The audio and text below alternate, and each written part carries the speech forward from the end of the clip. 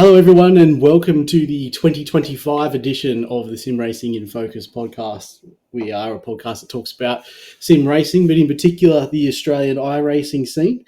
And perhaps this year that'll be more relevant than ever with our episodes moving forward. But as he did quite regularly towards the end of last year, I'm sure he'll feature a lot more this year. It's Jacob Packett's Hughes joining me once again, mate. How are you doing? Yeah, good, mate. How are you? Living the dream. Living the dream. Back. Excited to be back recording another episode. Yes, I'm very excited about this one.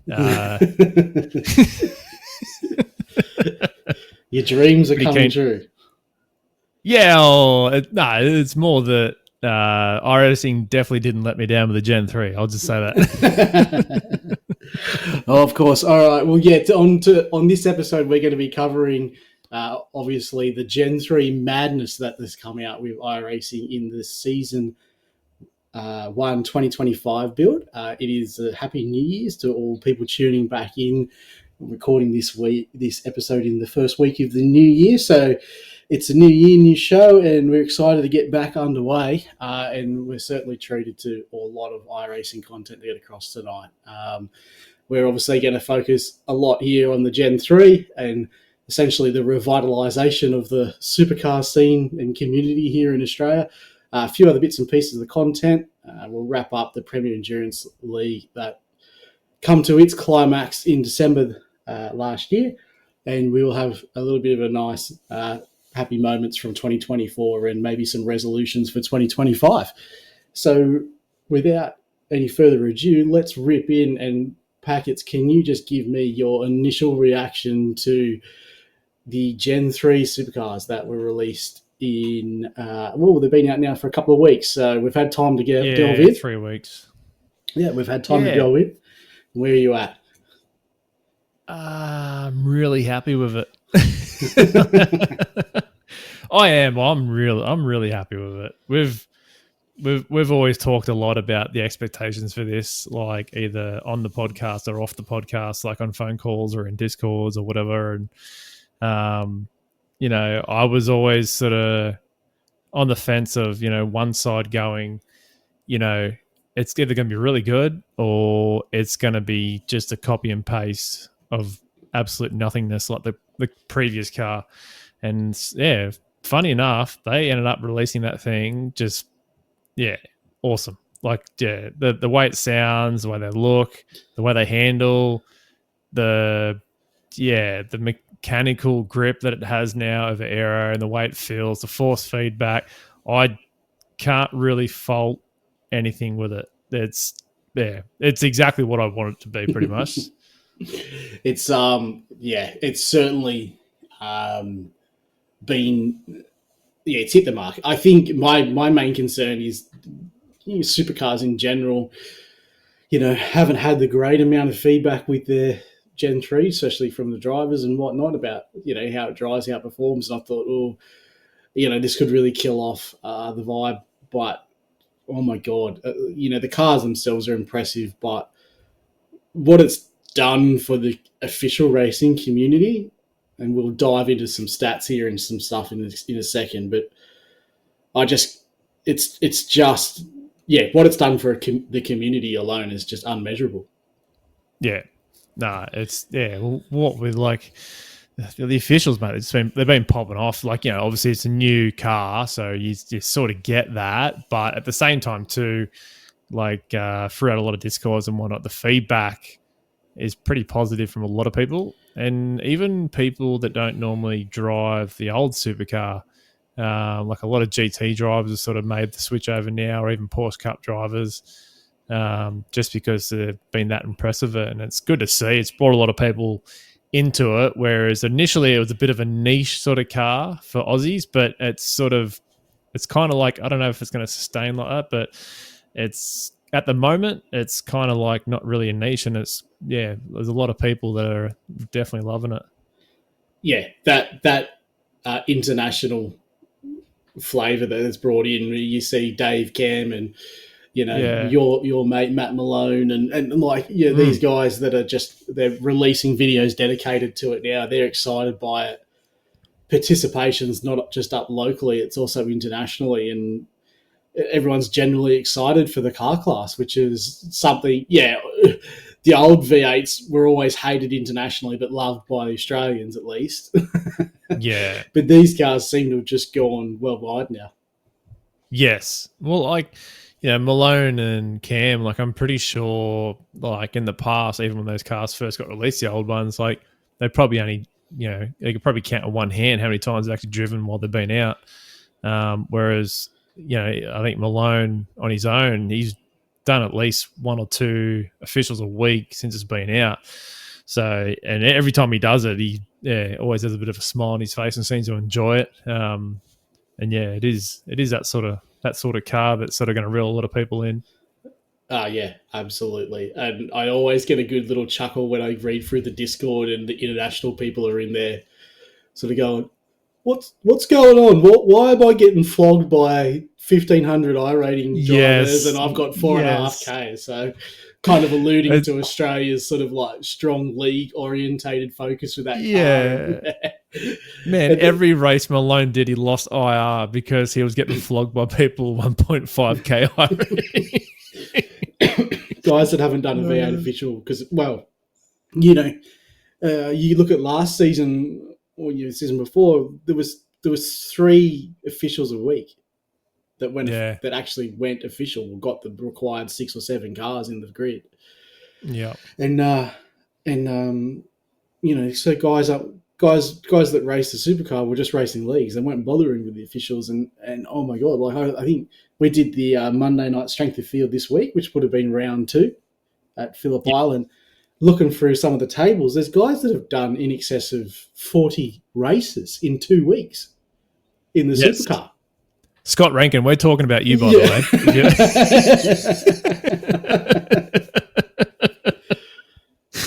Shit. I know it's the school holidays, but every time I jump on iRacing, whether it's to mess around with livery or whatever, or just update it, or like Rankin's always in a supercars race, and he's like, I actually spoke to him personally yesterday. He actually messaged me, and he's been loving it. He's kind of like in the same opinion as me. Hated the old car, loves the new car. Well, he's a classic example because he didn't touch the old car, commentated on it every night of the week, but wouldn't race it. So it's won him over as an oval IndyCar racer, and he's into it, and he's powering away there, knocking out officials left, right, and centre, and it's just now it's turned into almost like a GT3 where you, at this make hay while the sun shines because you can get an official any time of the day. Yeah. Well, between the Aussie ones and the international server, every hour they're going bang bang, like just multiple splits non-stop. So it's good to see. Yeah, that's one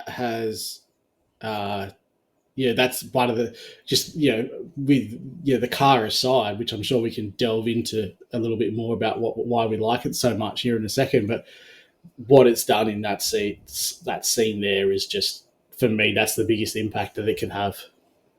Yeah, and probably the biggest thing that I've noticed too is like a lot of videos that have been on YouTube of official races or a lot of streamers. How many times you've seen either Rishi Stanaway or Brody Kostecki in an official. Brody Kostecki has done so many officials since the car has dropped. And if you go on his iRacing profile, he has won every single official that he's lined up for. He has just been punching him out non-stop.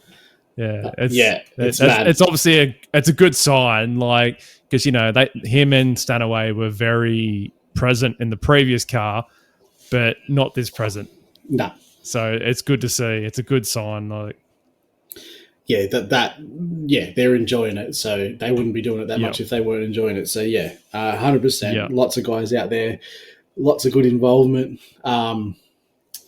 Lots of excitement, and they seem to like to release this new supercars now. I believe they did the same with the old Gen 2s. They released them for the Season 1 build because obviously with Australia we have V8 Scops and obviously the Logitech G Pro, which are almost like year-long competitions. So I think from memory, they brought the Gen 2 out. It might have actually been for season 4, and there was still 2 or 3 rounds of Scops. I remember there being a big uproar as to whether they would race the new car or the old car to finish off the year. Okay. But this year they got it out. So, obviously, you see the participation in the officials. Names coming out of the woodwork I haven't seen for 2 to 3 years are coming back. Yeah, it's funny you should say that. It's like you actually like that in the race, like in the strength of field race we did at Phillip Island. And I don't even know the names, but you're just rattling off names in the survey going, I haven't heard that name for years. Like, well, I think we seen Marlon McMullen log back in, and I'm like, this bloke used to be at the top of Scops 3 years ago, and I think he's probably been off racing other categories, but he's back, and it's just like, holy crap! Like, the strength of field was 5 splits. Yeah, was it 30 cars? Did it hit 200? Was it over 200 people that registered? I think it was 150. It was 150. Yeah, okay. So I think that's right. 5 splits, 30 cars, and the top split had a 6K strength of field.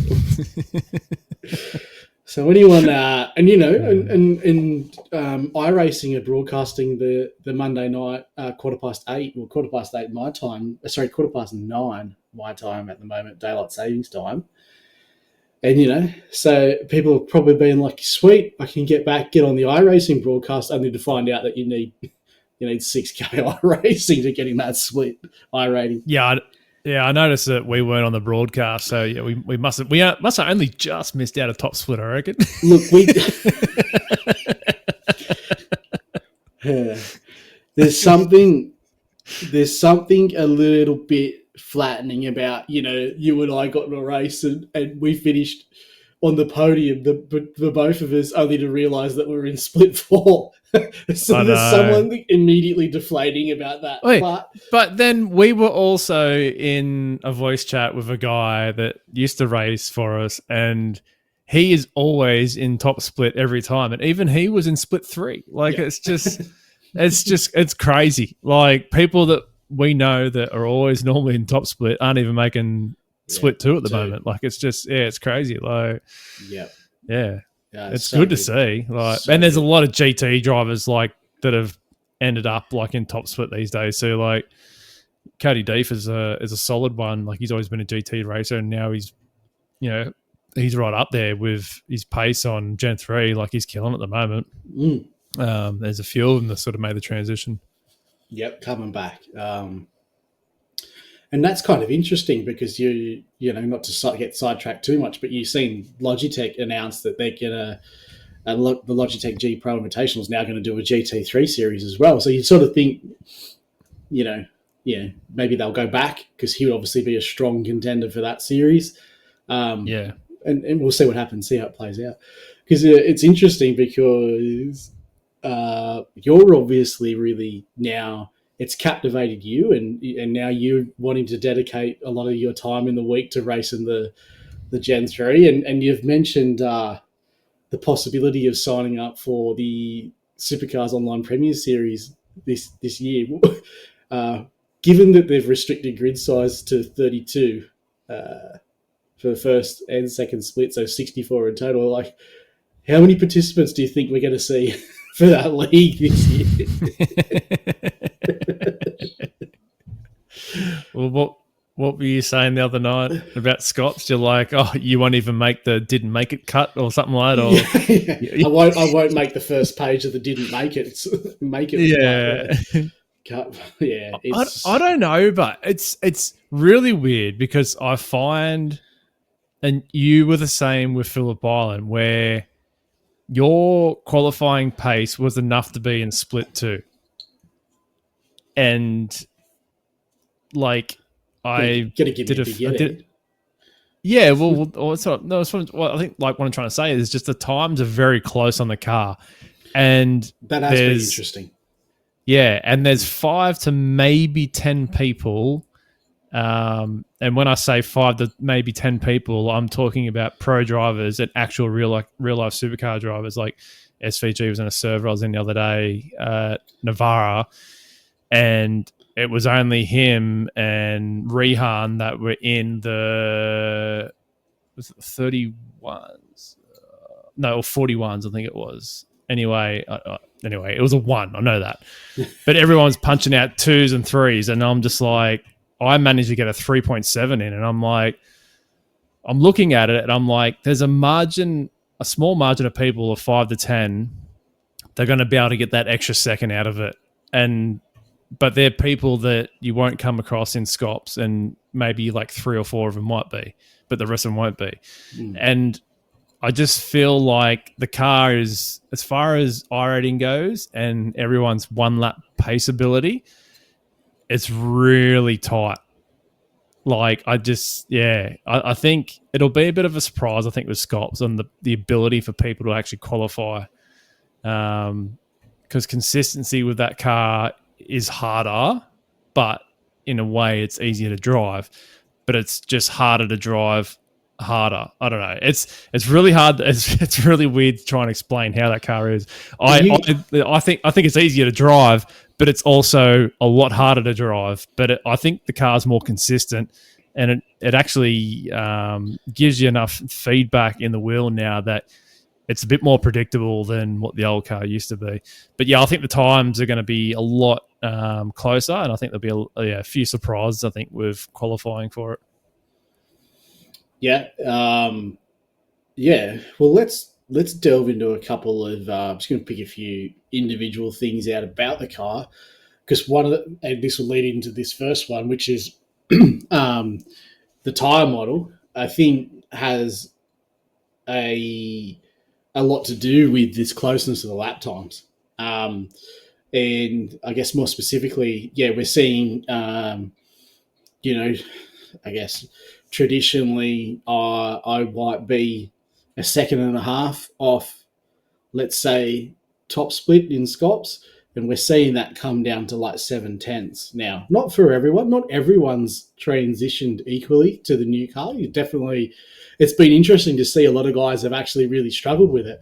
And I think that in itself is the tyre model, because if you punish that tyre, you will pay big time. Yes. And for someone like me, who's a notoriously bad qualifier, it's been a great leveler where I seem to be able to look after the car and make it go deeper into races. You're over here talking crap on yourself about being a bad qualifier, but when we raced the other night, you put it on pole. I was car number 1. I put it at P9. It's the truth, though. Like, it's traditionally I'd be qualified. It would be the other way around. I'd be qualifying down around P10 to 12 in my split and moving forward, and effectively losing the opportunity to race for a win, because if you start that deep, you just, across a 25 lap official, you just look, unless there's a bit of concertinaing going on at the front for damages or whatever, then you really, by the time you make your way through the field, the leaders have bolted. Yes. You'd only need to delve into my iRacing stats to realise the amount of times I've qualified on pole, you could probably count on one hand. So, like, the evidence is there. It's just the change. Like, I put it down a little bit to the change of car, and I think it just, I don't know, for whatever reason, I've just resonated with it a little bit better. I feel like I know where the limit is a lot easier. And I also feel like I understand the brakes a lot more, which I was completely at sea with an old car with brakes. And, I've done a little bit in terms of I've run my V&M pedals. I've added, some brake upgrades to it, which has probably helped, but I've never, I had to be very conservative, I felt, with the old car under brakes. Well, it's funny you should say that, because that mega dive bomb I did at the Miller hairpin the other night, the strength of the field race. The one where you punted 3 guys off? I didn't punt anyone. I did an absolute mega dive bomb, and I locked the brakes in second gear and managed to get off the brakes and back on, and then downshift at the first. And I pulled it up like right on the apex, like it was a good overtake. But like, if that was the old car, like when I tried to shift it down to second or first, The back would have spun out and I would have taken old mate out. And like, if I did lock up, there was no getting off the brake and back on to fix it. Like, it would have just locked up again. Like, it was just, there was no way of managing it with the other car. Whereas this car, it's like, I don't know, it just feels, it's a lot more drivable than the old car. Yeah, and 100%. Even just, we talk about, internationals coming in. I think a big part of that is they don't have to worry about blipping the throttle or the downshifts. You couldn't get the gears to go in on the car or the old cars unless you knew how to blip it. And internationals will be coming over trying to race it, go, what? I can't even change a gear, let alone drive it. And we see in that now. It's more drivable. It's easy to drive because things like that aren't present anymore. It doesn't mean that the car is easier to get fast in. It's just your pick up and race aspect of the car is a lot easier. It was really funny, because I actually tried to drive a lap the other day without blipping the throttle, and I kept getting rear wheel chatter and spitting out of control. Like, I just couldn't drive it.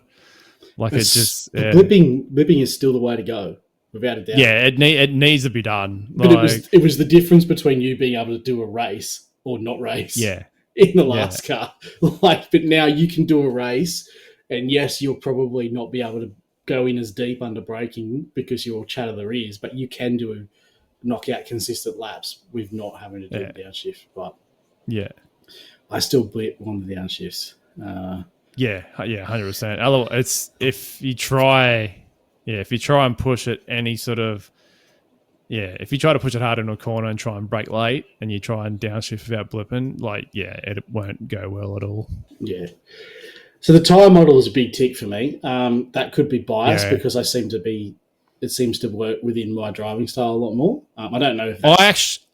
I think that's correct. And I think the way the tyre drop-off works, I think it's so much better than the old car. I think sorry, you go. Yeah, sorry to cut you off. I was just going to say, I think one of the biggest things I've seen now with the tyre is that it gives you a genuine strategy now. Yes. Before, it was always about the undercut and guarding against the undercut because you could come out and you could just rail that tyre and the drop-off seemed to be at the same rate no matter whether you pushed hard or not. The only time it seemed to cook the tyre is if you had a large amount of wheel spin or whatever. That seemed to be the thing. Yeah. And then the heat wouldn't go out of the tyre for a couple of laps. But now you've got genuine strategy where, some of the officials back in, last year were quite a bit boring where, if you had a 26 lap race, you would pit lap 13 and you'd knock it, you'd go 50-50. If anything, you'd pit on lap 12 or 11 to do the undercut. But now you've got, I think, the first four laps of that tyre, you've got such a pace advantage that I've seen a lot. I don't know if I would say that it's been done successfully. Guys go long and try and do the overcut and come back with a faster tyre. But it seems like there's a good 4 laps where you can get good overtakes done, and then that tyre just starts to level out a little bit and becomes a bit harder. Well, that exact strategy is what basically handed you the win the other night, wasn't it? Because a guy in front of you had done that exact thing. He stayed out, and his laps are just that slow that when he came in, you jumped the queue. Like, I nearly jumped the queue on him, actually. I actually got past him down the straight initially. It seems like the longer you push it, the worse it definitely is. He went ultra... I would say he went too far. Bearing that in mind... Yeah. So I think I pitted... so it was a 26-lap race. I think I pitted lap 14, so I went slightly over 50%. And I think he didn't come in until lap 18 or 19. It's just too far. If I had probably done 2 laps, I think he would have got back past me because for that first 4 laps out, he pulled a full second lap on me back. Yeah. And I wasn't driving badly. Like, I had 0 X's in the race, so I was driving as... consistently as I possibly could. So until you railed me at the end of the race. I was just going to say, you didn't finish that with a 0x. I had 0x's, and then some clown just took me out in the hairpin before everyone had crossed the line. So naturally, I didn't gain any safety rating from that race, and now I'm still just hovering above the cut line to lose my A license. That's right, me too. Yeah. Oh man. So yeah, the tires, big tick. I think the other thing that gives, I think, the most pleasure to me is the sound. To actually now talk about a good sounding car on iRacing, it's just like, hell yes. Where did this come from? That was going to be the big ticket thing for me. I said it so many times, and then like when I first saw, I don't even remember what it was. I think it was Basic Ollie stream where he got to test it, and he hopped in the Camaro and took off. I'm like, oh, that sounds really good. I'm like, oh my God, they did it. They actually did it. And he jumped in the Mustang. I was like, oh, it actually sounds different. I'm like, oh, no, wait, that sounds good. And then I was just like, oh, man, this is awesome. They actually got the cars to sound just like it. Like, they've got their own character now. Yeah. Even though I think the setups work universally, but there's separation between the two cars. Yeah. Like genuine reasons, on the sound alone to race one over the other, and it's not just a visual look. And I was so happy. I remember I wasn't able to get to the PC on launch day, and yes, we were looking at those videos as they were coming in. I think the biggest one, I tuned into Hobbo's stream, Hobbo88, and he was in the Camaro, and he went to Phillip Island first up, and he just trudged. He sort of got into the car, and the car was just on idle, and it was just like rim on that big cam. Yeah. I'm like, oh yeah, that's sick. And then and then he just sort of trundled down pit lane on the limiter, and then sort of disengaged it, and then that sound of the engine just coming alive. Yeah. Oh, it was just, and I don't know. Like you said, like they've got such unique qualities to their sound. For me, the Camaro, when it hits the rev limiter or gets close to the rev limiter, it's almost like a bloody power band in a bike. It seems to increase in decibel. Of course it would. Revs are going higher, but it just has this real uptick in sound. And then the downshifts and the crackle and the exhaust it had me hooked. But you, at the same time, you're in Discord, and a lot of the other guys in Discord were going, how good does the Mustang sound, like the Coyote engine and stuff? I'm sitting there going, no, the Camaro fucking sounds amazing. What's going on? I know. And I'm still like, it's funny because I end up like changing and going, oh no, I like the Camaro. And then I'm like, oh man, each time I jump into each one now, they're both awesome in their own little way. Like it's just unique so in their own way. Yeah. I know we were taking the piss a little bit out of iRacing about charging twice for the same car. I tell you what, when I logged in, I was able to log in, I just went, two cars, please. I'll take them both. Like, I know. I didn't even question it. Didn't even question it. So, and I'm sure there's a lot of other people, that tune in that were saying, just went, I was 99.9% sure I was racing the Camaro, especially as soon as I heard the sound. I wanted to race the Camaro. If the Mustang sounded way better, I'd race the Mustang. Then so I'm like, I knew, I think the Camaro is for me, unless by some miracle they drive different. But I still went there and I just went, I'll buy them both. Yeah. And I haven't done a race in the Mustang yet. I've done a few laps in it, but I still think the Mustang looks awesome. It's got a unique sound. It sounds a little bit more electronic to me. I don't know if that makes sense. I think it's just all the gear one, eh? Yeah. I was happy to part with the cash for both cars. No problems whatsoever. Yeah. So the sound is a massive tick. There's been some criticism about the amount of understeer. What do you make of that? Yeah, well, I don't know. It makes a lot of sense to me, given that the actual car has a lot less error than the old car. I don't know. I've seen a lot of those comments through certain Discords, and I won't mention their names, but I don't know. I've read those comments, and I'm like, I look at them, and I'm like, come on, surely you can figure this out. Like, just think about it a little bit. Like, you know what I mean? Yeah. Yeah. Yeah. I've seen some people make comments like, "Oh, iRacing's really missed a chance to make this fun for people," and I'm kind of like, it's not really iRacing's MO, is it? Like, it's kind of like they want to make it as realistic as possible, which you tune into a Supercars event on the weekend and you see them fucking struggling to pull those things around the corner, like yeah. But it's funny, but meanwhile we're over here and we're like, oh, this thing's heaps more fun than the old car. Yeah, it's like, well, then people are like, oh, they had an opportunity to make it really fun and they didn't. I'm like, what do you mean? Like, it just goes to show you can't win everyone over, and especially stupid people.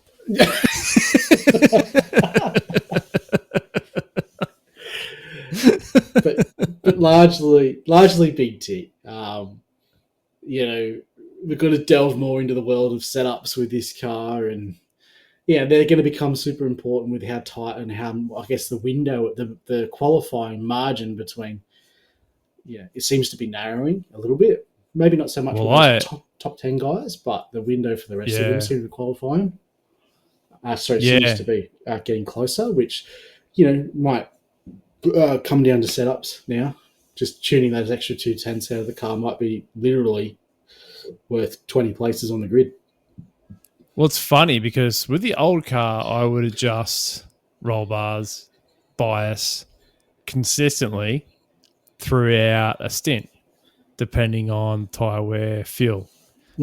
But like this car, I don't touch the bias, I find. It's like whether you got a light fuel load or heavy fuel load, warm tyres, good tyres, it's like your bias can sort of like stay in that area. You don't really need to move it.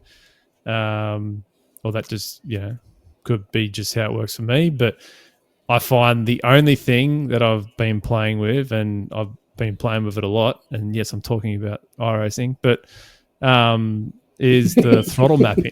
The throttle mapping, I find I dial that back a click as the tyre wear goes off. Like, yeah. But yeah, it's funny because you can change the throttle mapping in the middle of a race. Is that what you're saying? Yes, and that's the only thing I'll touch during a race. Really? Is the throttle mapping? Yes. I thought that was like a setup, a thing you had to do at the start.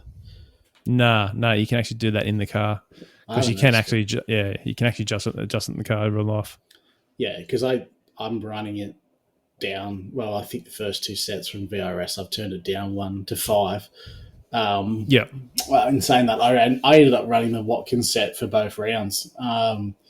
So I don't. I think the Phillip Island set was at 6 from memory. I can't remember exactly that. Yes. So yeah, I've just played around with it at the start, and I didn't realize you could change it during the race. Yeah, because I changed it quite a bit. Tell you who would be spewing is Jinx Shifters. I know. There's no ARB. I know.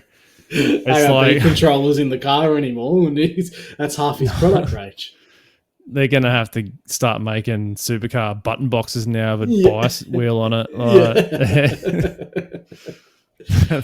Bias is the bias still there? I thought it was the roll bars. The new car doesn't have the roll bars anymore. So front and rear roll bar actually has to be adjusted on the jack stands from underneath the car. Yeah. And the bias is the same as a GT car now. It's just a big dial on a button box pretty much. So literally just back down to the shifter. So yes. Poor old Sullivan. But yeah, I'm sure there's plenty of diehards that still want the big rig, full suite of shifters that he makes. It's funny because we know a few people that actually have that set up, and yeah, I'll tell you what, I can't see many people that are driving the new car like any opportunity that pops up for like a retro series running the old car, I cannot see many people going, oh yeah, I miss that car, I'm going back. Yeah, no. Nah, not with how good the new car is, unless it's one of the people that have actually struggled with the new car, which is only very few select people. But yeah, I think the old jinx shifter thing, it's finally come to an end. I think I don't think there's only many people that want to buy that anymore. Probably, definitely the shifter, but yeah, probably the shifter though. Only like not the full kit and caboodle. Like, yeah, all those other things. I'm sure it'll be interesting to see if he adapts and comes out with anything new. Like, yeah, what was that other podcast we won't mention the name for? They thought it was a handbrake setup. Was that what it was? They couldn't figure out. Well, let's just say it was an American iRacing podcast. Couldn't figure out why you needed 4 gear shifters on one setup. Yeah. And a handbrake. Yeah.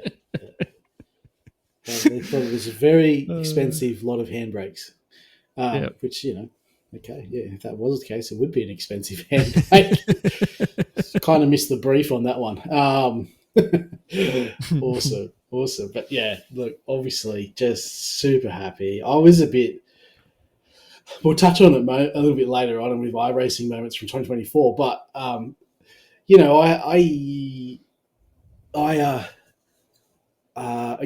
the podcast, it's probably been a full iRacing season since we recorded a podcast, but, before we were sort of saying we weren't getting a chance to record because, we've been busy, whatever. But last season, it was because I just actually got reinvigorated with iRacing. I just wanted to race again. Like, I think the season 4 last year, just for whatever reason, back I was doing GT3 primarily, and back in the Premium Endurance League, picked up GSR, or Gentleman Sim Racing Club again, which seemed to have a really, really good participation in season 4, and so I finished that season prepared to start this season in GT3 again, and now I'm sort of like, oh shit, like now I've got a little bit of success early doors in the Gen 3. I'm like, oh no, here we go. I can't seem to stay in one category for any amount of time.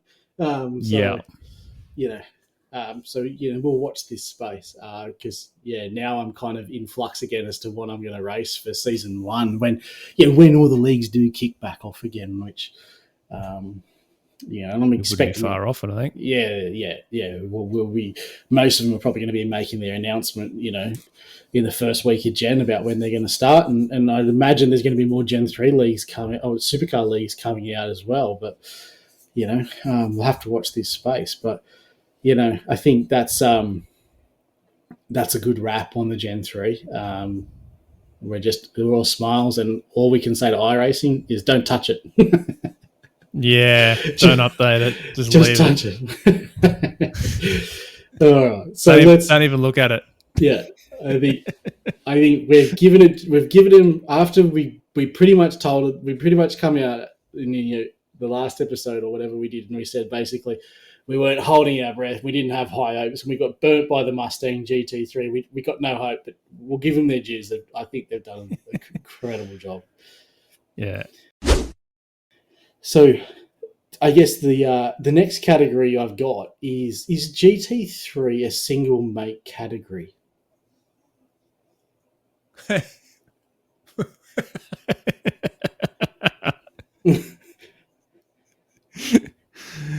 Oh, what do you mean by that? I got 2 ideas of mine, but what do you mean by that?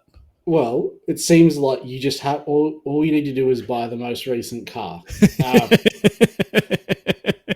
Yeah, that's what I thought. And don't worry about the 9 other cars. Just get the most recent one, because I was as someone that ran GT3 primarily last year in the Lamborghini, I was constantly fuming every round about how fast the McLaren was. And, the new release, the Acura, or the Honda, as I call it, seems to have the same pace advantage. And the McLaren's come back to the field. So is there silly buggers at play here? Do you only need to be in the most recent car, and then that's all you need to be successful? I think you do always have to be in the most recent, newest car, unless you're driving the Porsche. I think the Porsche is like the only car that's managed to withhold every new release and still be up the top. The Porsche, since it got released, has been very dominant consistently. But yeah, every time a new car gets released, that car always seems to be very OP, but the Porsche always still to be, it always seems like that car, the newest car always be at the top, and the Porsche always be mixed in with it. So yeah, I think, you're right. And at the same time too, I'm always like, how's a Porsche managed to be this good for this long without getting nerfed? I don't know. It's I mean, there's quite clearly agreements in place with Porsche and stuff and iRacing, the Porsche Cup and all the other makes, and the hybrid, which is, I'm sure there's plenty of people out there running the hybrid. Or the electric Porsche, sorry, I should say. It's not a hybrid, is it? But then you could make the same argument for BMW, and the BMW has been nowhere for the last season. So, but that's the next thing I was going to say after that. It's like, when was the last time that we ever heard anyone go, oh, the Merc is good to drive, oh, the Mustang's good to drive, oh, the BMW is good to drive this season? It's like, I don't remember the last time like any of the front engine cars have been good to drive, unless it's at Bathurst or it's at the Nürburgring, which is usually the BMW. But yeah, I just think it's a bit of a dominant run for mid-rear engine cars. And I think the BOP iRacing always defends the way they do their BOPs and say they're correct and that we're wrong, but I don't know. You'd never see a Merc. That Merc was so good on release, and then they absolutely cooked it. It was so good. It wasn't dominant, but it was just good. The BMW, the BMW was very dominant on release, and then it fizzed out a little bit, and then I think they've taken too much out of it. Well, that thing was ridiculous. I remember on release where you could run almost like zero wing at Bathurst. Yeah, you still can. It had so much aero, and then it would just absolutely flog you down mountains, obviously down Conrod and up Mountain Straight. So you would make ground on it over the top of the hill, but you were never in a position where you were able to out drag it down the straights to actually make the maneuver. And that's it with Bathurst. If you can't get them on the straights, where else are you going to get them? Exactly. Unless there's a mistake to be had. But just. It really. I don't believe the Gentleman Sim Racing Club run their own BOP. I believe it's done as iRacing have it, and here's the table.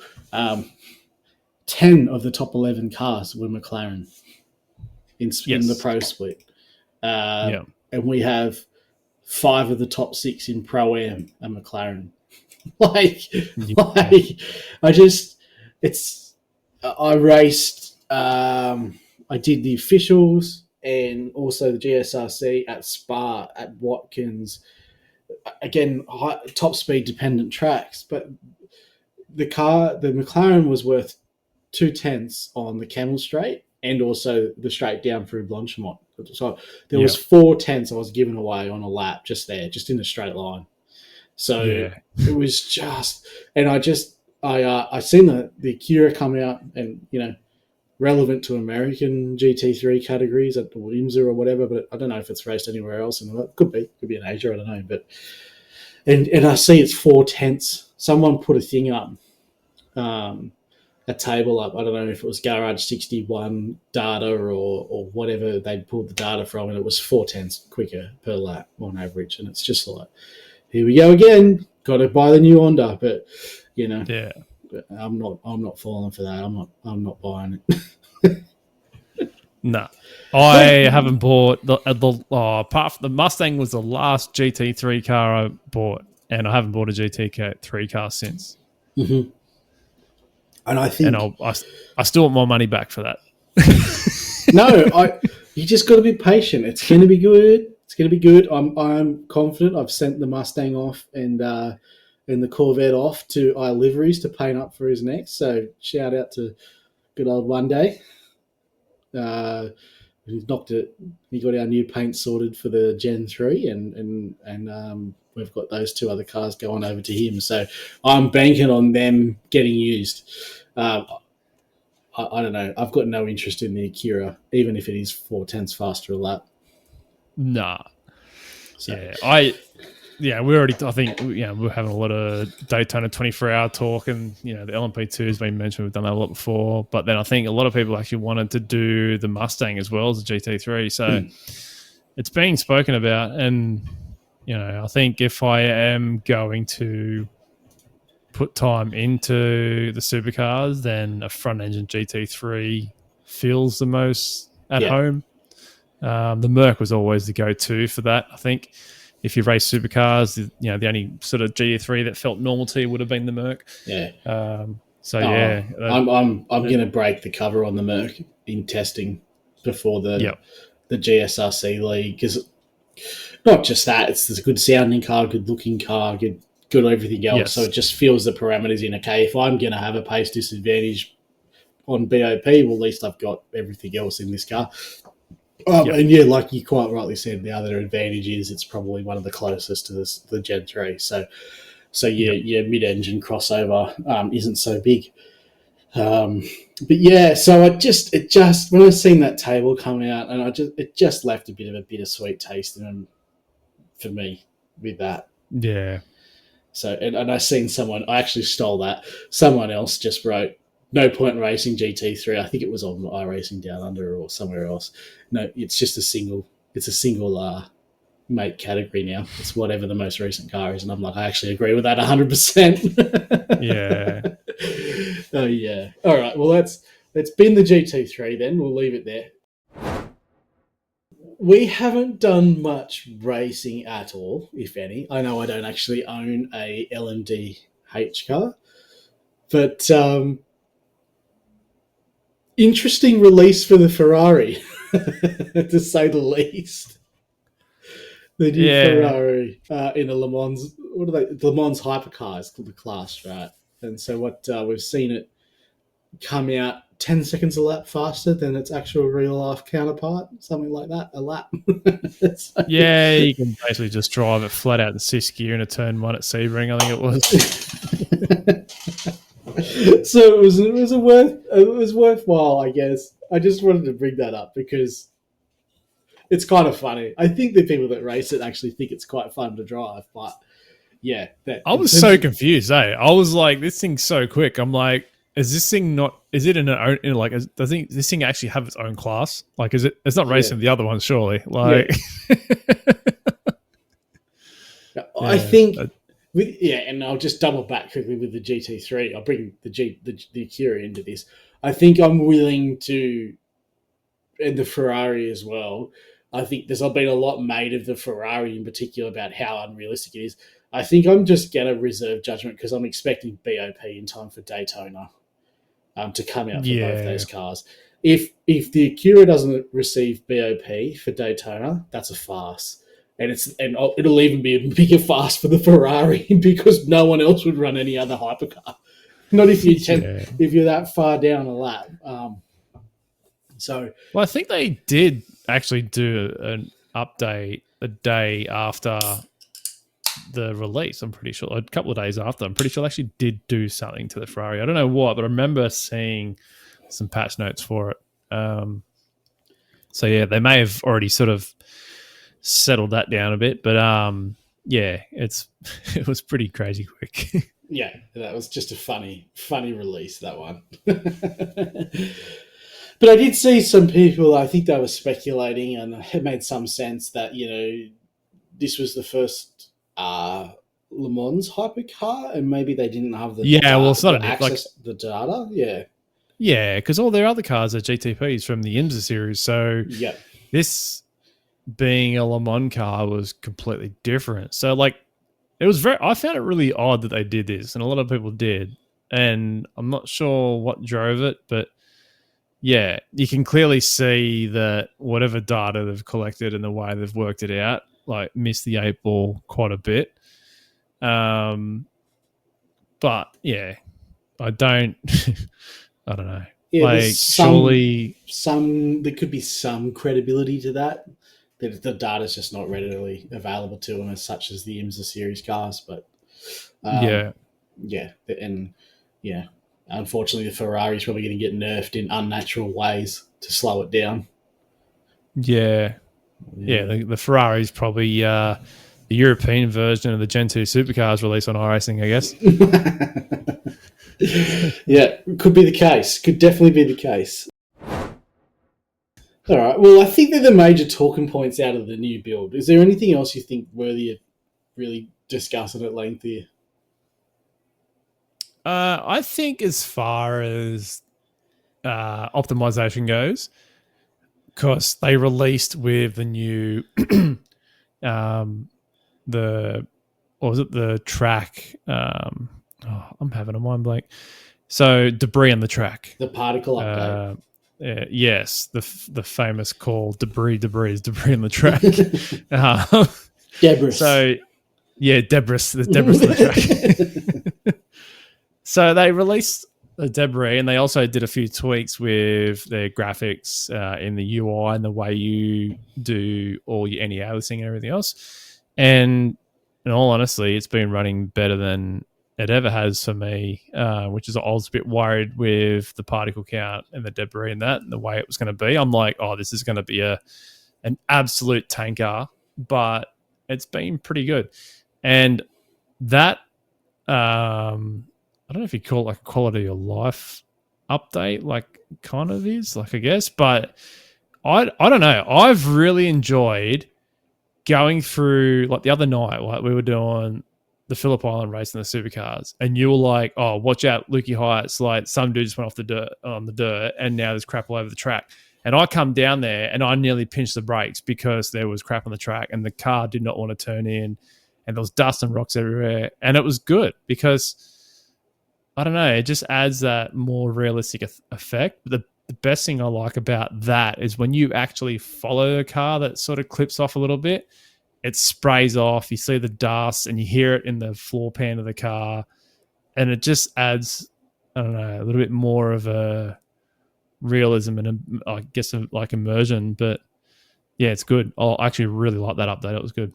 Yeah, I would actually go as far as to say I think it's as big of an improvement as the Gen 3 coming to the service.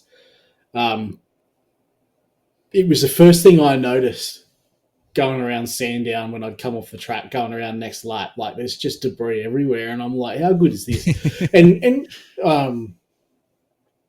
in that race that you mentioned before, I actually felt like I needed to call that out, because if you had to come off behind me, I would have been like, I could have prevented that. Like it's actually added a layer to it, because I did the same thing. I actually, by chance, so I was in second at the time and I was just shadowing first place, and by chance I just happened to roll out early over the top of Lukey Heights that lap, and I had a thought, if I had drove that in normally, I was gone.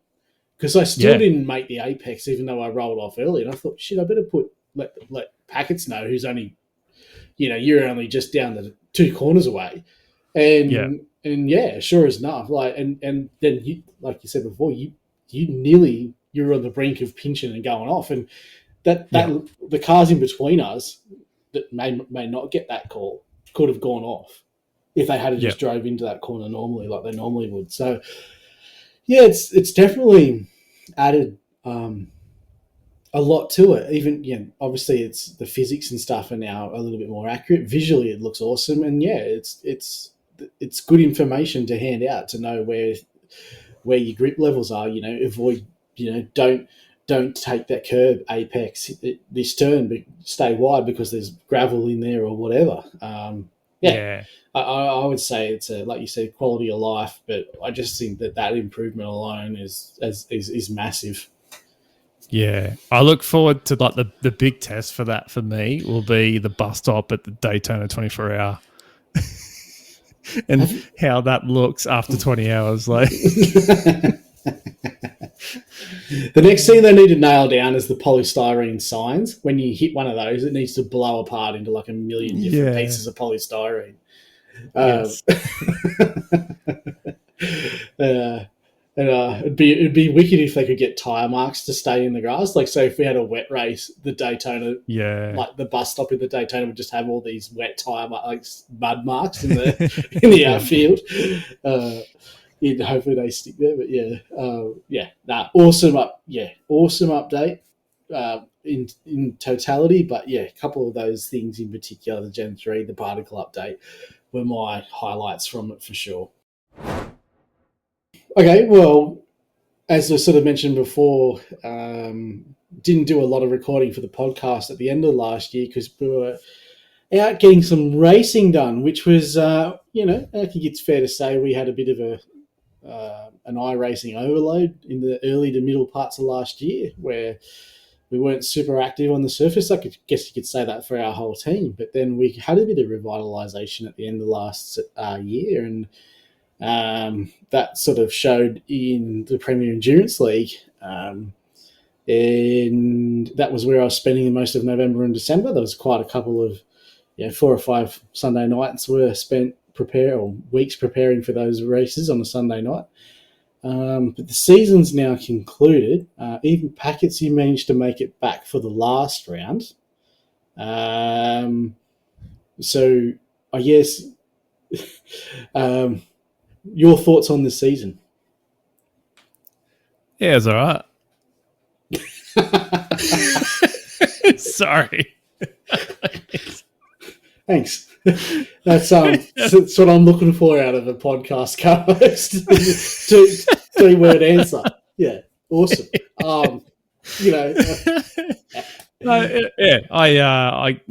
obviously missed the 2 rounds before the final. Came back for the final round, and it was a tough race, but the weather the weather made that race really enjoyable overall. Yeah. The chaos. The chaos in that race was unbelievable. We watched it incident by incident, that race, after it. And like, how long did it take us to watch incident by incident? It felt like we watched the whole race. Yeah. Like normally when you do that, you'll watch it for a couple of minutes, but it felt like we were going for like 45 minutes watching incident by incident. And it was crazy. It was like we were laughing in hysterics, like it was funny. But like, yeah, it was the way the weather was and the fact that people were trying to stay out on dries, myself included for a while. I think you as well. And, then we eventually made the switch, and it really shook things up, and it was good. Like, I think it was a good shake up, especially for the final round. Yes. I guess to preface the race for people that maybe haven't seen it or are unfamiliar with it, the 2-hour endurance race, and pretty much around about the hour mark, there was a forecast for 15 minutes worth of rain. Yeah. Now, the chance I've seen, look, a lot of us sim racers aren't great meteorologists. I would like to say that I thought that I was more clever with the meteorology than most people.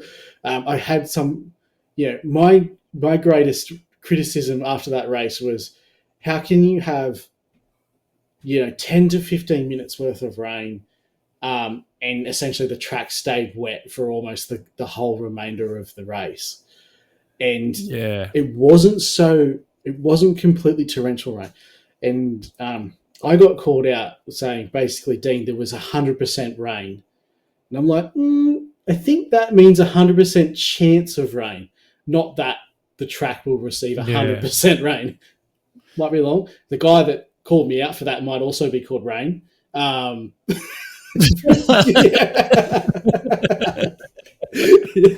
who happened to win the race, so I kind of didn't really have a comeback for that. There's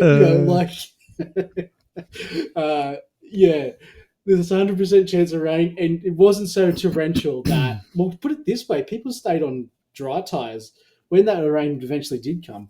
people stayed on dries for several laps after the rain started. 4, 5, 6 laps. It just wasn't getting heavy enough. And then eventually, just out of nowhere, mist spray just started appearing. And okay, it was pretty obvious that we had to change back. For me, it drizzled in the boot for a couple of laps, and that was it. Yeah. But somehow the whole track was wet, and that was the one thing I didn't understand with it. It made me question whether I had my graphics set up correctly. Because I'm like, did I miss something? Am I running that low quality rain setting that it's not showing me what's actually happening? Because even I had mine turned up, and I still only ever saw rain in the boot. I can't remember seeing a puddle on the ground. Okay, so I could see puddles, but they were only in the boot. Yeah. And the boot was slippery. That was the slipperiest part of the track. Yeah. But the whole track was soaked. But for me, it never rained through the first sectors and the last sectors. It only rained in the boot. Yeah. And that's why I was so confused about how wet the whole track was. When it's like, for me, it only rained in one part of the track. Yeah, and there was a lot of sort of back and forth because I would say it rained. We got a sprinkle in the boot for 2 laps. Then it stopped for a lap, and then it seemed to come back for maybe 4 laps. And I do recall it raining over the whole track at that point. Yeah, like it didn't rain for long, just long enough for Jimmy to lose 7 wings on his car. Yeah. I've never seen a Ford Mustang shed wings essentially like a bloody skink shedding its tail. He's got a good supplier, that's for sure. But yeah, and then that was it. And then we got a safety car on the back end of it, and so it stopped raining. I think we'd raced for 3 or 4 laps, and we got a safety car. And I'd had an earlier incident at the start of the race, and I was coming back through the field. So I thought I'd be clever and pit for dries. That was a horrendous mistake because I literally binned it under the safety car, and I wasn't even trying to catch the safety car cue. It was literally like Benny Hill bloody coming into the boot and just hitting the puddle and skating straight on at 40 kilometres an hour and straight into the end of the tyre wall, needed a tow. And then I come back out on wets. So it was still it hadn't changed state, even though I'd towed and fulfilled all my repairs. So, and because the race was under safety car, I only lost 1 lap, which then they did the blue flag wave around, so I got it back. So much chaos and confusion, and I thought to myself there and then, I thought, that's it, that's me done, queue in the rack. And then part of me is just like, you got to keep going because no one knows where they actually stand in this race, and everyone's got to get back to dries at some point as well. And lo and behold, even after that, I think I finished 16th overall, which was a little bit disappointing because I think I qualified inside the top 10 and was running. Yeah. I think I was running about 7th or 8th before I had my first incident, which was dry race, before I then had the major incident in the wet. But I'd take P16 given what I went through. But you had a better race, didn't you? Yeah, it was good. I ended up getting a 10-second time penalty for an incident, but that's just the packet's time penalty. You get that. You get that. You get that irrespective of what you did in the race. That's for you to keep. I get that just for existing. So I had that, but in the end, I'm pretty sure I worked out that I didn't lose a position because the field was that spread apart with the wet track that I'm pretty sure in the end I did nothing. But I was on par, like looking for a podium at one point, like I was going to get it, and then I ended up having to come together with a number 1 car and fed into the wall. But yeah, I was looking good. Like in the wet, like I was feeling mega confident. And my pace, I think it was on the last safety car restart. Like I made up a lot of positions and got myself in the top 5. And then I was like breathing down the back of a podium, and then it all sort of fell apart. But Yeah, I was feeling really good. The last restart was awesome because that was like there was people right up the front that had dry tires on, like slicks, and they were like, it was so sketchy in the turn one. Like people were fanning out everywhere because people were so slow. Yeah. And it was hilarious. Like you could just see people just tiptoeing around, and it was just it was good. Like it really, like it was a bit of a cluster of a race, but it was good in that sort of sense. It made it a bit more enjoyable. I think Premier needs more of it. I'm not saying it needs to be in every round, but if you're having a 7 round series, I would think 2 races need to feature some sort of rain. I don't think you need to do a 2 hour enduro full of rain, but I think, well, it's going to change. We know Premier's changing. Traditionally it's been capped at 3,500 I rating. You've got to be under that to be able to participate. And now we're going to have an open split and a capped split. So we're going to have, it's going to be opened up to drivers over 3,500. So I guess there's going to be a bit of variety, but I think my major criticism of last season was it got stale very fast because, and to Dean Mackay's credit, he was quite clearly head and shoulders above everyone else. Yeah. Maybe not. Maybe the first 2 or 3 rounds left you feeling like, okay, there might be 3 or 4 guys here that are a genuine chance. But beyond that, it really become his championship to lose from like round 4. Stewie Shaw and Sam Chapman, and even throw Dan Magri in there from our team. Like, guys might be able to take it to him on any given night, but shit, like you just can't. You couldn't deny Dean at the end. He won the championship, and I believe he sat out the second last round. So. He had that series sewn up, it felt like, for a while, and that just kind of made it a bit, everyone was sort of racing for the minor places. You might get a bit more competitiveness back into it. The Challenger class went down to the wire, and I guess my second criticism would be the post-race penalties. And not necessarily just issuing a time penalty, but essentially there was a long lag between the finish of the race and when the actual published championship table would go up, and it would change dramatically. Because you would have, you would have so much change go on after the race that if you've watched the broadcast, by the time the points got published, it was a very different result in some races. I guess if I recapped it quickly, I believe, Jamie Saxon was leading challenger coming into the last round. I believe Isaac Curtis was sort of there on his heels. Mark Foster was also there, well within a chance of winning the Challenger series. I believe it was incredibly close between Jamie and Isaac, and then Mark, as he's shown, if he had gapped him a little bit and finished a few places higher, was just as big a chance to win the championship. And I'm not I can't remember exactly, but I kind of feel like Jamie Saxon was believed to be winning the championship, only for Isaac to be declared the winner some 2 weeks after the final round.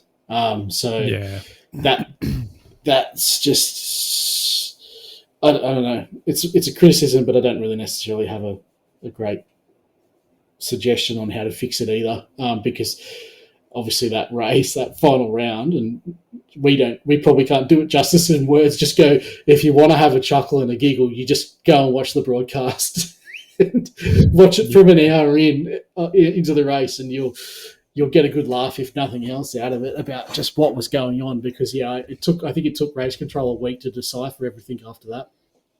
Yeah. But yeah, so but obviously Dean Dean took out Elite, and I think Isaac Curtis took out the Challenger class. I think that'll be the last we see of Isaac in the Challenger class. He's had some big improvements over the last 2 seasons, so he'll come on up into the Elites. Assuming he's going to be, assuming there's no other changes to the format, and he doesn't go on to race in the Open Series and whatever. Well, if there's an Open Series now, what is the point of having an Elite and a Challenger Series in the other split? It kind of seems pointless now, doesn't it? Because they're not going to do that in the Open split. They're not going to have a Challenger and Elite. You wouldn't have thought so. No. So, I don't know. I've been very vocal about it in the past that just make it one split. Like, if you want to sook about not winning, then too bad. That's just how it is. Like, I'm not winning. I don't care. Like, I mean, like, you do care, but, like, yeah, you more care about having fun in your race and doing good rather than you're not racing and think, I need to win the championship, whatever. Like, no one's really thinking that unless they end up having good results, and then it becomes on their mind, maybe I could win this. But, like, other than that, like, not one of us finishes the season going, I really thought I was going to win the championship and being peed off about it. Like, yeah. So if you're forever going to be a mid-pack person in the field, then so be it. I think they need to take the opportunity now that they've got an open split that they need to do away with that. Yeah, I think you got a fair point. Because it's Otherwise, what do you call it? Challenger Elite and Elite. Unless you just call the open split the Elites, and then our current split that can be the Challenger one. It's just more open and development, isn't it? Like, kind of avenue.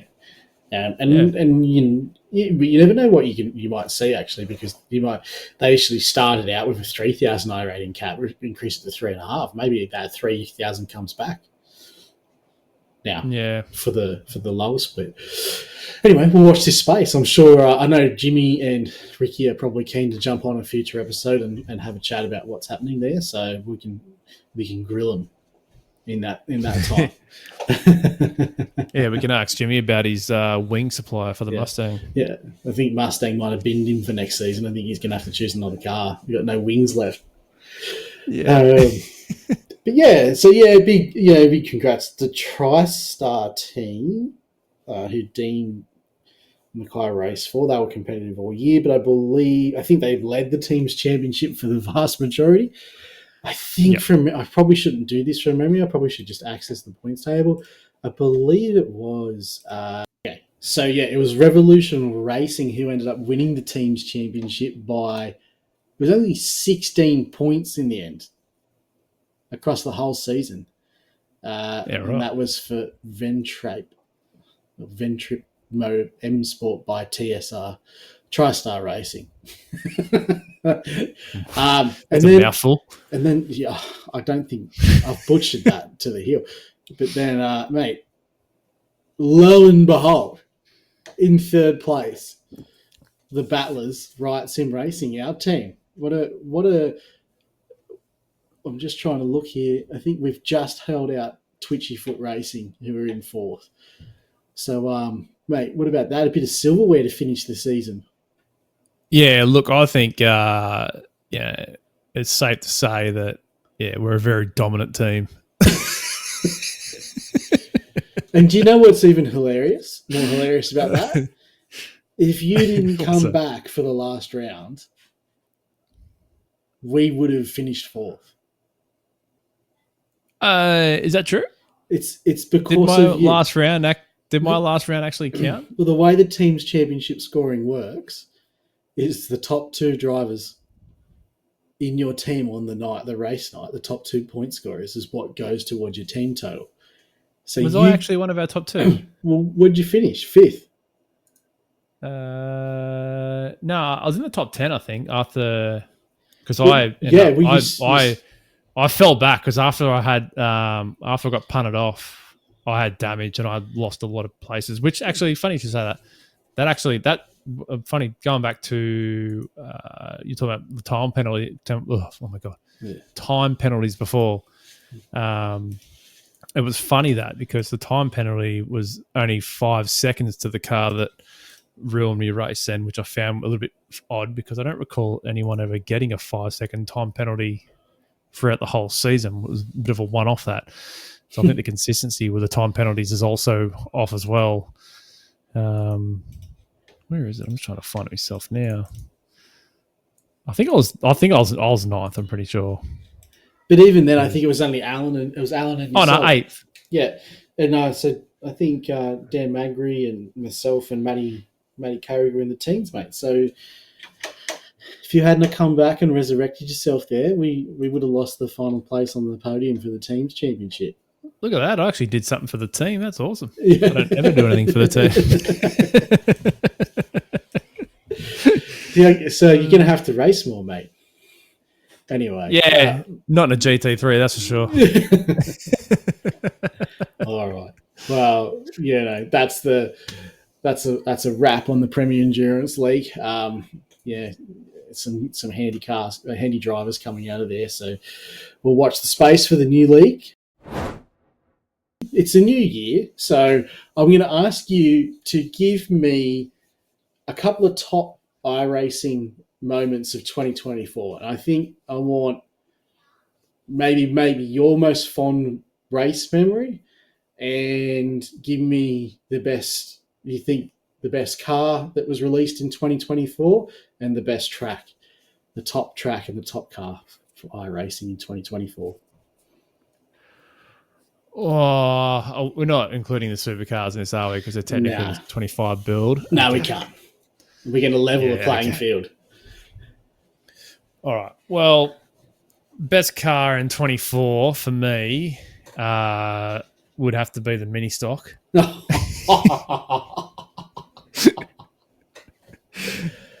can't take you seriously now. That's it. You're off. Because A, it's free. B, it's actually pretty fun on a dirt track.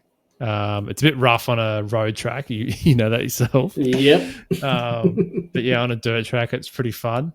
I don't know. That is a bit of a piss take, but because I don't think I've actually bought anything in 24. Like I don't think I have. But you brought the Mustang. Any new. Yeah, I know, but I'm not going to say that that's the best car. That's horrible. I bought the Corvette. I didn't like that. I bought the Mustang. I didn't like that. Oh, probably the street stock. But yeah, the street stock, I reckon. Because that's the street stock. If anyone's ever driven the street stock, it's a H pattern. If you drive it on a road course, it's actually pretty fun. So I'll say the new street stock's probably the best car in 24. Best track for me would have to be what tracks? The only track I've bought in 24 is bloody what's it called? Is that new one in England or in Europe? Freaking what's it called? Yeah, that's the only one I bought. Oh no, you got you would have had Portimao. Actually, yeah. Was it Mugello in 2024? See, these are the things we probably should have looked at before we did. Hang on, yeah. Before we did the podcast, because I actually had a couple of in mind myself, and now I've just quickly researched them to realise that they were released at the end of 2023. Like shit, I can't even answer my own questions now. But I believe Portimao definitely. That's probably, spoiler alert, that's going to be my track of the year. Yeah. Navarro, we got that in 2024. Navarro's a hard track. I wouldn't say it's a good track, it's just a rewarding track. I would say, yeah, Mugello's definitely got to be out there. Yeah, I'm going to have to say Mugello, I reckon. Because we also had, I believe we had Misano. I reckon. Yeah. So you on the street stock. Yeah, I've cooked myself here because I was going to say the F4 was my favourite car release, but it turns out it was their release at the end of 2023. Yes. But I'll go Portimao for the track. Yeah, so Misano was released inside this year as well. Yep. Yeah, I'm at sea here with a car choice. It'll probably be. I actually don't think I brought a car this year either. That's what I mean. Like, as Yeah, far as cars go, I've bought nothing this year. Like, I bought the street stocks and I bought the 2 GT3s that I hated the most. yeah, the Mustang. Yeah. So I reckon it's the new street stocks because they got big ass bonnet scoops and they sound really good, and they're fun on road courses. And yeah, I'd say Magello. Yeah, yeah. Is the street stock the one that we started our inter-team league in? Well, that's a late model. Yeah, the super late model. I get confused with them. Yeah. Anyway, I'm going to have to rain check the car release. I'm sure there's something obvious now that I'm missing. But I think I'll swap that out for a thing that I've actually found really enjoyable, and that is the inclusion of the Formula license. And that's been more relevant because, yeah, I've been smashing the F4 in the officials in season 4, and I just thought having that freedom to do so under a different license has just made it all more appealing to me. And now I've got a higher open wheel license than I do sports sedan. I don't, and I also realise I've been bumped back to a B class on Formula now. Oh, really? Yeah. But I was just being there. I love how in the F4 you have the European, the American, and the Asian official series, and they all race at different tracks. So on any given week in the officials, you can race the F4 at 3 different tracks. Yeah, actually, I really like that. Every time I look at it, I go, that's really cool. And it's funny because I don't really race it that often. And like you and me have a couple of times together for a bit of fun. And yeah, it's always good that you got a bit of variety within every week. Yeah. So, yeah, okay, my car was a bust, but I'm going to go with that whole license there, that the Portimao track as my 2 favourites. What about an individual moment for yourself? Is there anything that stands out that you enjoyed the most in 2024? I don't know if I enjoyed it, but I think one memory that probably stands out the most would be probably... I'm pretty sure it was 2024 when I did the race in GSRC in the supercars and forgot to start my car on the grid and then got rear-ended. I got Thomas Randall. And, we got a few meme clips out of that one, didn't we? That one seemed to last a while. Yeah.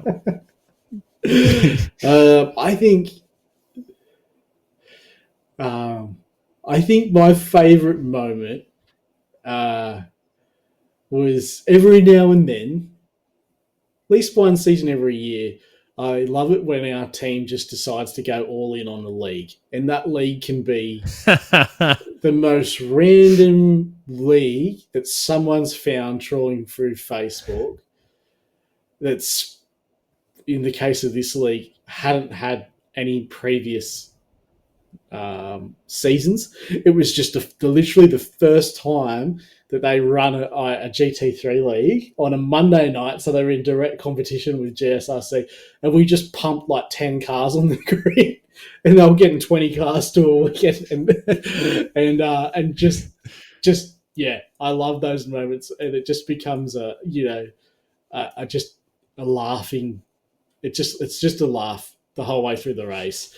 No one does any practice, and we turn up and we do these races, and inevitably someone always comes good. And I don't think any of us won that championship, but a few of us were close. And I remember the last round, or might have been one of the last rounds in that series.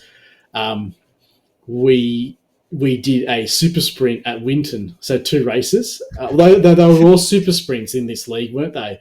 And they did the odd thing where they did the longer race first and then did a top 10 reverse for a sprint, a short sprint in the second race, which I'm like, something doesn't quite compute about that setup. But And naturally, the second race was just chaos with everyone trying to push through. And so it was Winton in the wet, 100% rain the whole way through the race. And in the second race, I believe Alan and I let it start to finish. And only for the last lap, I binned it in the cleavage section of the track completely by myself with a 10-second lead. And then and then I got penalised for my rejoin. So I didn't even finish on the podium for the race. Just funny moments like that. Just they stand out to me. Obviously, that was probably in the first season of the year, and then we sort of had our sort of staleness of sort of quiet middle two seasons, and our team itself dropped away a little bit. But then season 4 picked back up, just got the motivation back for iRacing again, and got a few new bodies in the team now, and everyone's up and about, and we're looking forward to a big 2025. So that was easily my top iRacing moment from 2024. Was MC Sim Racing League inaugural season. Yeah, that was it. Yeah. So that's us. What about iRacing New Year's resolutions? At this time of year, it's all about what your resolution is going to be. So give me a wild prediction for yourself. Where do you see yourself at the end of the year? What you might be doing, what you might be racing. I can definitely tell you where I don't see myself. Go on. I would like to actually get the 3K iRating. I don't like to focus on iRating much, but I would like to actually get there. Where are you at now? Just shy of 2,400 at the moment. Well, I think that's realistic. Yeah, I know I can do it. I just need to find the right category to do it. And I feel like in the supercar, if I keep putting time into it, then that may be the car that'll get me there. But yeah, that's probably about it for me. Probably do a few more enduros. I put the back burner on enduros last season while we're building the house. I don't think I did a single one. So yeah, this year definitely need to get back and doing some enduro races. Yeah. Well, we've got Daytona coming up early this year, so that caught me off guard. But it looks like me too. Looks like we're shaping up nicely with a couple of entries, hopefully for that enduro. Yep. Yeah, so I think I had a similar thing. I was thinking, I had over the course of the last 12 to 18 months, my iRating went from 2,500 to 1,700. Yep.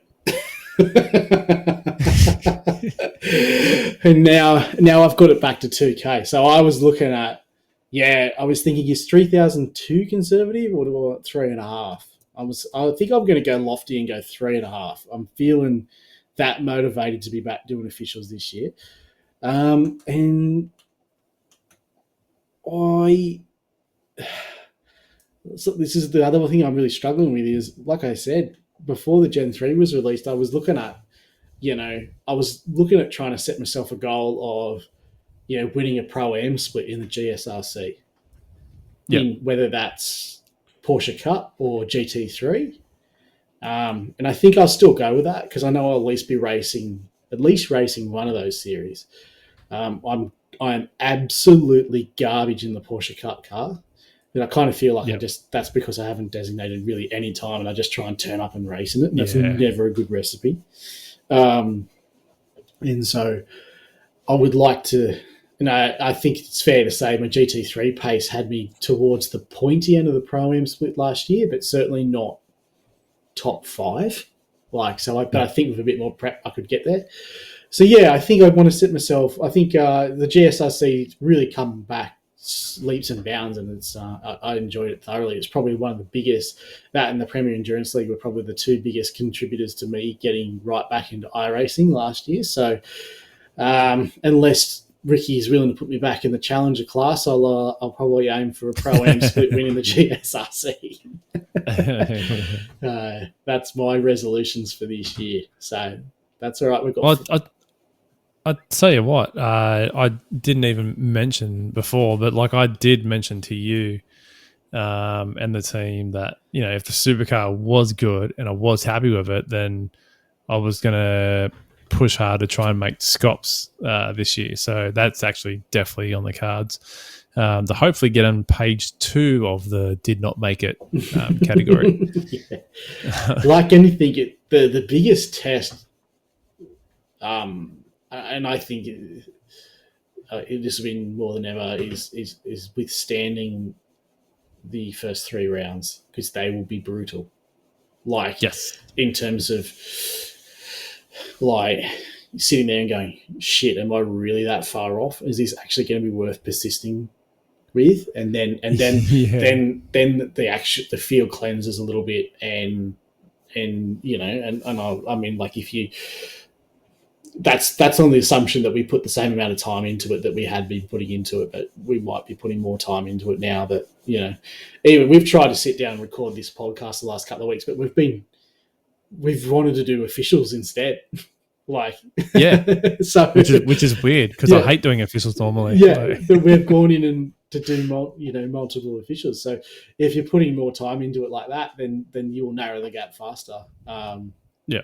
And yeah, so you, as long as you don't get disheartened by, essentially round 1 at Montreal is always just bananas.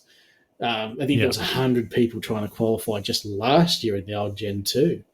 I imagine we'll see 120, 140, 150 quite easily there. But yeah, so their resolutions for 2025. Anyone else got their own resolutions? Then feel free to comment on the video or the podcast page. Let us know what your resolutions are. I guess to finish off, I just wanted to give a quick channel or a podcast update. I think to date we've sort of built the blog site, and we were trying to do podcast on all sim racing things, try to cast the net far and wide. But I think if anyone's listened to us for any amount of time, you'll know that we really just probably focused in on iRacing, and that's never been more prevalent than it is right now. Packets, I think you would agree that with all the new stuff and the awesome new content, it's really where our focus is going to be. So therefore, it's probably where the podcast focus should be. Yeah, definitely. I think so. Yeah. So I think you'll probably see across the course of the year there might be a little bit of brand changing, a name change for the show to become in line with more relevant to just talking about really the Australian iRacing scene. So don't know what that will look like yet, but take the expectation or at least what we tell people about what we're going to be covering and actually make it more relevant. So that's on the horizon for 2025. I think we may not be out weekly, we might be out fortnightly, but certainly after big milestones, certainly around Daytona, 24 hour, I think would be the latest that we'd be back before we're back for the next episode. Packets, we'll have plenty to talk about then. And obviously when Scops kicks off in that, there's going to be lots to talk about in those ones as well. We've also got the Bathurst 12 hour, got the Oceanic Sim Racing Bathurst 12 hour coming up. There's heaps coming up. So yeah, there's a lot of juicy ones coming out, eh? It seems to be earlier this year. Yes. So I know the OSR team, Oceanic Sim Racing team, have been out promoting that. So we'll also have, obviously, the Logitech G Pro Invitational Series and the GT3 Series that's coming out of that league as well. So lots to cover, and we'll check back in with Packets of Scott's adventure along the way.